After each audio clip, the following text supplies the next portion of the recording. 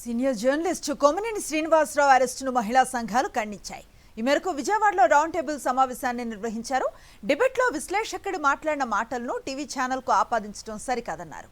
రాజకీయ కక్ష సాధింపులో భాగంగానే కొమ్మినేనిని అరెస్టు చేసినట్లుగా మహిళా సంఘాల నేతలు అభిప్రాయపడ్డారు.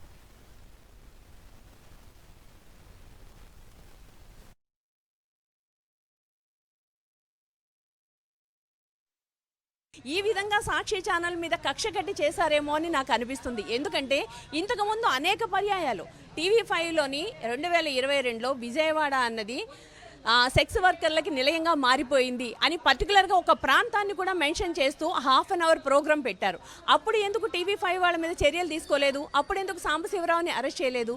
అంతేకాకుండా సినిమా మహిళల్ని సాంబశివరావు లమ్ ఉన్నని చెప్పేసి అని ఇష్టం వచ్చినట్టు తిట్టాడు. అప్పుడు ఎందుకు సాంబశివరావు మీద మీరు యాక్షన్ తీసుకోలేదు? అక్రమ అరెస్టు, పైగా రాజకీయ ప్రేరేపిత అరెస్టు.